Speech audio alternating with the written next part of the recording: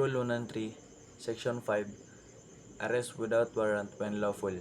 A peace officer or a private person may without warrant arrest a person. A. When in his presence, the person to be arrested has committed, is actually committing, or attempting to commit an offense. B. When an offense has just been committed and he has probable cause to believe based on personal knowledge of facts or circumstances that the person to be arrested has committed it. And C. When the person to be arrested is a prisoner who has escaped from a penal establishment or place where he is serving final judgment or is temporarily confined while his case is pending or has escaped while being transferred from one confinement to another.